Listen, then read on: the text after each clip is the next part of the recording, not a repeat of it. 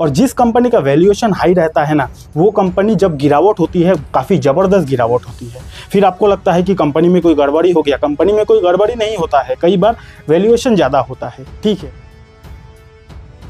दोस्तों, आप लोगों को पता ही है कि अभी के टाइम पे हमारा शेयर बाजार का कंडीशन उतना सही नहीं है। मार्केट डेली बेसिस पर थोड़ा गिरते जा रहा है। ठीक है, और ऐसे टाइम पर आप लोगों का काफ़ी ज़्यादा कमेंट ये आ रहा है कि आकाश भाई, हमने जो कंपनी के शेयर को खरीदा है, सारा शेयर का प्राइस नीचे जा रहा है और समझ में ये नहीं आ रहा है कि क्या मैं शेयर को बेच दूँ, क्या मैं शेयर को होल्ड करूँ, क्या मैं शेयर को और ज़्यादा खरीदूँ, ये समझ में नहीं आ रहा है। तो देखिए, मैं तो ये आपको एडवाइस नहीं दे सकता, बाई करने का, सेल करने का एडवाइस नहीं दे सकता, लेकिन इस वीडियो में मैं आपको स्टॉक का एनालिसिस करना सिखा सकता हूँ। अगर आप एक बार स्टॉक्स का एनालिसिस करना सही से समझ गए ना कि कैसे स्टॉक्स का एनालिसिस किया जाता है, कैसे वैल्यूएशन को एनालिसिस किया जाता है, उसके बाद आप खुद से ये डिसाइड कर पाओगे कि शेयर बाजार गिर रहा है, आपका पोर्टफोलियो गिर रहा है, क्या ऐसे टाइम पर आपको सेल कर देना चाहिए, क्या होल्ड करना चाहिए, क्या बाई करना चाहिए। ये चीज़ आप खुद से डिसाइड कर पाओगे अगर आपने स्टॉक्स का एनालिसिस करना सीख लिया, वैल्यूएशन एनालिसिस करना सीख लिया। ठीक है, यही चीज को आज की इस वीडियो में मैं आपको बारीकी से सिखाने वाला हूँ। बहुत इंपॉर्टेंट वीडियो है, वीडियो को एंड तक आपको जरूर देखना चाहिए। चलिए करते हैं वीडियो की शुरुआत। अब ध्यान से समझिएगा, शेयर बाजार में जब कोई भी कंपनी का शेयर का प्राइस गिरता है ना, मान लीजिए आपने शेयर बाजार में एक ए नाम का कंपनी है, इस कंपनी के शेयर को खरीद के रखा है। ठीक है, और आपका खरीदने के बाद इस कंपनी का शेयर का प्राइस काफी ज्यादा गिर गया। तो ये जो कंपनी का शेयर का प्राइस काफी ज्यादा गिर गया ना, इसके गिरने के पीछे तीन ही कारण हो सकता है। तीन ही कारण के वजह से शेयर बाजार में कोई भी कंपनी का शेयर का प्राइस गिरता है, जिसमें से सबसे पहला कारण है, जिस रीजन को बोला जाता है इंटरनल रीजन। ठीक है, दूसरा रीजन हो सकता है शेयर का प्राइस गिरने का, उसको बोला जाता है एक्सटर्नल रीजन। तीसरा रीजन हो सकता है शेयर का प्राइस गिरने का, जिसको बोला जाता है हाई वैल्यूएशन। ध्यान से समझना, शेयर बाजार में कोई भी कंपनी का शेयर का प्राइस गिरता है, उसके पीछे तीन कारण हो सकता है। पहला इंटरनल रीजन, दूसरा एक्सटर्नल रीजन, तीसरा हाई वैल्यूएशन। अब ये internal reason, external reason, high valuation क्या है, बारीकी से समझते हैं। देखिए, इंटरनल रीजन का मतलब ये होता है कि अगर किसी कंपनी का अंदर में ही कोई गड़बड़ी होती है, अगर किसी कंपनी का रेवेन्यू में ग्रोथ नहीं हो रहा है, कंपनी पैसा वैसा नहीं कमा पा रही है, कंपनी का अंदर में ही कोई गड़बड़ी है, उस गड़बड़ी को, उस रीजन को बोला जाता है इंटरनल रीजन, यानी कि कंपनी का अंदर में ही गड़बड़ी है। दूसरा होता है एक्सटर्नल रीजन। एक्सटर्नल रीजन यानी कि कंपनी का अंदर कोई गड़बड़ी नहीं है, कंपनी का सेल, प्रॉफिट, फंडामेंटल सब कुछ अच्छा है, फिर भी कंपनी का शेयर का प्राइस इसीलिए गिरा क्योंकि एक्सटर्नल रीजन यानी कि शेयर बाजार का माहौल ही शायद खराब है, या तो वार वगैरह चल रहा है, या तो ग्लोबल मार्केट का सेंटीमेंट खराब है, या तो क्रूड ऑयल का प्राइस महंगा हो गया है, जिसके कारण शेयर बाजार का माहौल खराब हो गया है। और शेयर बाजार का जब माहौल खराब होता है तो हर एक कंपनी का शेयर का प्राइस नीचे जाता है। समझ गए ना? तो ये दो कारण आपने समझ लिया। इंटरनल रीजन यानी कि कंपनी का अंदर गड़बड़ी है, एक्सटर्नल रीजन यानी कि कंपनी का अंदर गड़बड़ी नहीं है, शेयर बाजार का माहौल खराब है, जिसके कारण शेयर का प्राइस गिरता है। ठीक है, एक और रीजन होता है शेयर का प्राइस गिरने का, जिस रीजन को बोला जाता है हाई वैल्यूएशन।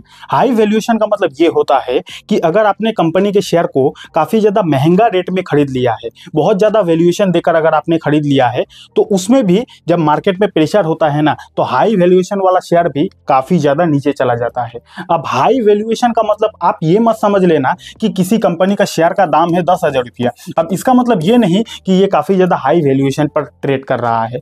कंपनी का जो वैल्यूएशन है ना, वो कभी भी शेयर का प्राइस से नहीं देखा जाता है। कंपनी का वैल्यूएशन देखने का अलग तरीका होता है, जिसके बारे में मैं आगे वीडियो में बात करूंगा। ठीक है, और ये भी एक रीजन है अभी के टाइम पे जो हर किसी का पोर्टफोलियो डाउन है, हर एक शेयर नीचे जा रहा है ना, जिसमें से अभी के टाइम पे ये बहुत बड़ा कारण है, वैल्यूएशन काफी ज्यादा महंगा हो गया है बहुत सारा कंपनी का, जिसके वजह से भी शेयर का प्राइस पूरा तेजी से नीचे जा रहा है। ठीक है, तो कुल मिलाकर आपने यहां तक इतना समझ लिया कि शेयर बाजार में कोई भी कंपनी का शेयर का प्राइस गिरता है, जिसमें ये तीन कारण हो सकता है। इंटरनल रीजन यानी कि कंपनी का अंदर गड़बड़ी है, एक्सटर्नल रीजन यानी कि शेयर बाजार में प्रेशर चल रहा है, और हाई वैल्यूएशन यानी कि महंगा रेट में ट्रेड कर रहा है। ठीक है। अब अगर आपका कंपनी का शेयर, आपने जो जो कंपनी के शेयर को खरीद के रखा है, उसका शेयर का प्राइस गिरने का अगर ये कारण होगा ना, इंटरनल रीजन होगा, यानी कि कंपनी का अंदर में ही कोई गड़बड़ी होगा, कंपनी रेवेन्यू नहीं कमा रही है, कंपनी का प्रॉफिट नहीं हो रहा है, मैनेजमेंट खराब है, तो ये जो रीजन है ये बहुत ही खतरनाक वाला रीजन है। कंपनी का अगर अंदर गड़बड़ी है, वैसे वक्त पे आपको शेयर को बेचने के लिए विचार करना चाहिए, ठीक है, क्योंकि कंपनी का अंदर गड़बड़ी है। हो सकता है अभी नीचे चला गया है, अगर कंपनी का अंदर गड़बड़ी रहता ही है हमेशा, तो आने वाले समय में और ज्यादा नीचे जा सकता है, ठीक है। अगर ये वाला रीजन है, एक्सटर्नल रीजन है, यानी कि शेयर बाजार का प्रेशर की वजह से आपका शेयर का प्राइस नीचे गया है, तो वैसे वक्त पर आपको डरना नहीं चाहिए, क्योंकि शेयर बाजार आज नीचे गया है, लेकिन एक ना एक दिन शेयर बाजार को फिर ऊपर जाना है, और जब शेयर बाजार फिर से ऊपर चला जाएगा तो आपका कंपनी का शेयर का प्राइस भी ऊपर चला जाएगा, ठीक है। तो ये रीजन है, तो आपको डरना चाहिए। आप पूछते हो ना कि आकाश भाई बेचूं या फिर होल्ड करूं या फिर खरीदूं, तो आपको खुद पहले देखना है कि आपका शेयर गिर रहा है, उसके पीछे कारण क्या है। अगर इंटरनल गड़बड़ी है, कंपनी का अंदर गड़बड़ी है, फिर आप बेचने के लिए विचार कर सकते हो। लेकिन अगर इंटरनल गड़बड़ी नहीं है, शेयर बाजार का प्रेशर की वजह से गिर रहा है, फिर आप एवरेज भी कर सकते हो, या फिर आपको चिंता करने की कोई जरूरत नहीं है, ठीक है। अब सबसे बड़ा सवाल कि आखिर आप कैसे आपका जो पोर्टफोलियो में कंपनी का शेयर है, आप कैसे चेक कर पाओगे कि कंपनी का इंटरनल गड़बड़ी है या फिर एक्सटर्नल गड़बड़ी है, आपको कैसे पता चलेगा। और वैल्यूएशन को कैसे चेक कर पाओगे कि आपने महंगा रेट पे शेयर को खरीदा है या फिर सस्ता रेट पे खरीदा है, वैल्यूएशन कैसे चेक किया जाता है। तो अभी हम लोग यही तीनों को बारीकी से समझने वाले हैं, कैसे किसी भी स्टॉक का एनालिसिस किया जाता है, ठीक है। लेकिन उससे पहले अगर आपको वीडियो अब तक अच्छा लग रहा है तो वीडियो को लाइक कर देना, प्यारा सा कमेंट कर देना, और शेयर बाजार में आपने कितना पैसा इन्वेस्ट करके रखा है नीचे कमेंट सेक्शन में बता सकते हो। और हाँ, अगर आपके पास डीमेट अकाउंट नहीं है तो कुछ अच्छे ब्रोकर का लिंक मैंने डिस्क्रिप्शन पर दे दिया है, वहां से आप बिल्कुल फ्री में अपना डीमेट अकाउंट को खुलवा सकते हो। तो यहाँ पे मैंने आपको सिखाने के लिए, समझाने के लिए RVNL जो कंपनी है, इस कंपनी का डिटेल्स को ओपन कर लिया है, क्लियर कर दूं कि कोई भी बाई सेल का रिकमेंडेशन नहीं है, ठीक है। अब स्टॉक्स को कैसे एनालिसिस किया जाता है, कैसे फंडामेंटल एनालिसिस किया जाता है, इससे रिलेटेड तो मैंने पूरा आधा एक घंटे का फ्री कोर्स ही अपलोड कर दिया है यूट्यूब पर। उस वीडियो का लिंक आपको डिस्क्रिप्शन पर मिल जाएगा, बाद में आराम से देख सकते हो। फिलहाल इस वीडियो में मैं मेन जो चीजें हैं, कैसे आपको पता चलेगा कि आपने जो कंपनी के शेयर को खरीदा है, क्या उस कंपनी में ही गड़बड़ी है या फिर कंपनी में गड़बड़ी नहीं है, शेयर बाजार का प्रेशर की वजह से गिर रहा है। हमने बात किया ना, इंटरनल रीजन, एक्सटर्नल रीजन या फिर हाई वैल्यूएशन, कैसे आपको ये तीनों रीजन के बारे में पता चलेगा, उसी को समझने वाले हैं, ठीक है। तो देखिए, अगर आपने जो कंपनी के शेयर को खरीदा है, उस कंपनी का अगर अंदर ही गड़बड़ी होगा ना, कंपनी के अंदर ही कोई प्रॉब्लम होगा, तो सबसे पहले आपको क्या देखना है, आपको सबसे पहले यहाँ पे PNL पे क्लिक कर देना है। एक सेकेंड, PNL पे क्लिक कर देने के बाद आपको सेल्स को देखना है। अगर किसी भी कंपनी का जो सेल्स है वो हर साल कम होते जा रहा है ना, ये कंपनी के लिए बहुत ही नेगेटिव पॉइंट है। अगर आपने जो कंपनी के शेयर को खरीदा है, आपका पोर्टफोलियो में जो कंपनी है, तुरंत जाके आपको चेक करना है, जो PNL रिपोर्ट है हर साल का, आपको सेल को देखना है।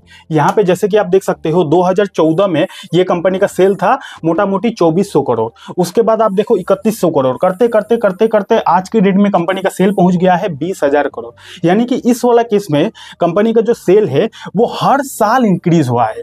तो अगर किसी कंपनी का सेल्स रेवेन्यू हर साल इंक्रीज हो रहा है, तो इससे हमें यह समझ में आता है कि इस कंपनी का अंदर में कोई गड़बड़ी नहीं है, कंपनी का तो सेल बढ़ ही रहा है ना।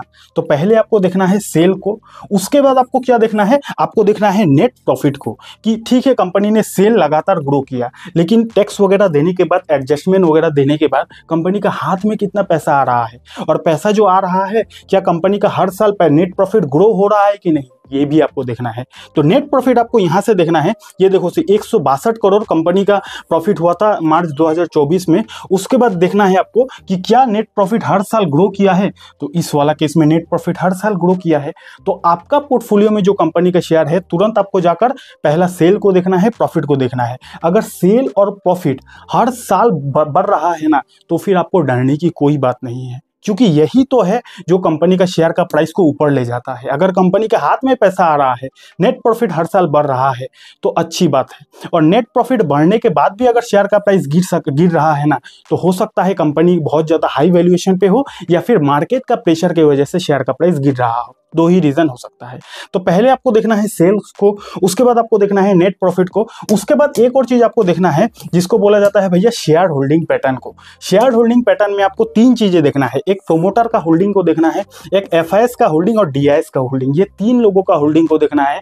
अगर ये तीन लोग माल को खरीद रहा है तो वो एक पॉजिटिव बात है, और अगर ये तीन लोग माल को बेच रहा है तो वो एक नेगेटिव बात है। जैसे कि इस वाला केस में हम लोग देखते हैं कि प्रोमोटर के पास होल्डिंग था 2021 में 78% का। अब ये एक नियम है कि प्रोमोटर के पास 75 से ज्यादा % का होल्डिंग नहीं रहना चाहिए, तो प्रोमोटर को बाय डिफॉल्ट माल बेचना ही पड़ेगा, कम से कम 3% का माल बेचना ही पड़ेगा। तो यहाँ पे अभी आप देख सकते हो 78% से प्रोमोटर ने थोड़ा बहुत माल को बेचा है, 73% का मोटा मोटी प्रोमोटर के पास होल्डिंग है, जो कि बहुत अच्छी बात है।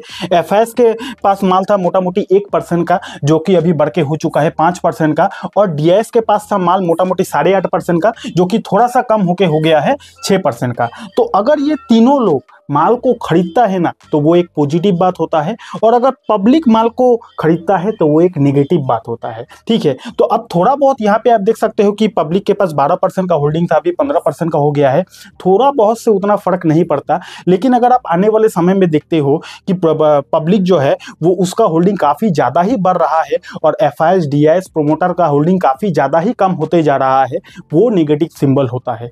ज्यादा से ज्यादा माल ये तीनों के पास अगर है, प्रोमोटर एफआईएस और डीआईएस के पास अगर ज्यादा से ज्यादा माल है, 50, 60, 70% होल्डिंग ये तीनों के पास है, तो उसमें कंपनी का अंदर उतना ज्यादा गड़बड़ी नहीं है, ऐसा आप मान सकते हो। ठीक है, तो पहले हमने बात किया सेल्स का, उसके बाद हमने बात किया प्रॉफिट का, उसके बाद हमने बात किया शेयर होल्डिंग पैटर्न का। अगर ये तीनों चीज पॉजिटिव है तो आप मान सकते हो कि आपका कंपनी में इंटरनल शायद गड़बड़ी नहीं है।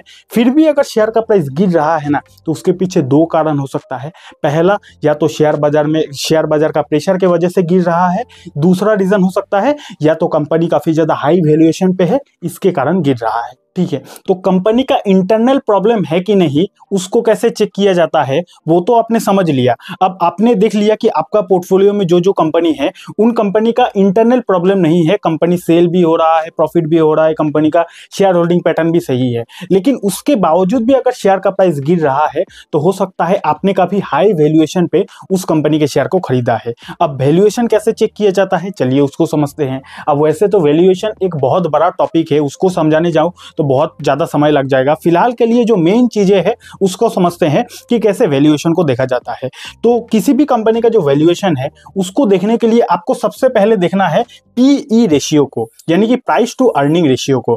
अब पीई रेशियो किसी भी कंपनी का अगर 20 या फिर 20 से कम है उसको अच्छा माना जाता है, लेकिन सिर्फ इसको देखकर आप ये नहीं डिसाइड कर सकते कि कंपनी का वैल्यूएशन हाई है या फिर कम है, लेकिन 20 से कम अगर है तो उसको अच्छा माना जाता है। ठीक है, लेकिन इस वाला केस में अगर आप देखते हो कि इस कंपनी का पीई रेशियो जो है वो 65 है, तो इस वाला केस में लग तो रहा है कि पीई रेशियो ज्यादा है, लेकिन सिर्फ एक चीज को आपको नहीं देखना है। मैंने बोला ना कि वैल्यूएशन एक बहुत बड़ा चैप्टर है। अगर आप लोगों का बहुत ज्यादा कमेंट आया तो मैं वैल्यूएशन को कैसे चेक किया जाता है कंप्लीट वीडियो, डिटेल वीडियो बना दूंगा। ठीक है, तो पहले हमें यह पता चलता है कि 65 का पीई रेशियो थोड़ा सा ज्यादा है। उसके बाद हमें देखना है कि ये कंपनी का इंडस्ट्री का पीई रेशियो कितना चल रहा है। इंडस्ट्री का पीई रेशियो का मतलब ये हुआ कि ये कंपनी जो भी काम करती है, जो भी सेक्टर से ये कंपनी बिलोंग करती है, उस सेक्टर का पीई रेशियो कितना चल रहा है, उस सेक्टर से भी आपको इस कंपनी का तुलना करना पड़ता है। तो यहाँ पे आप देख सकते हो इंडस्ट्री पीई,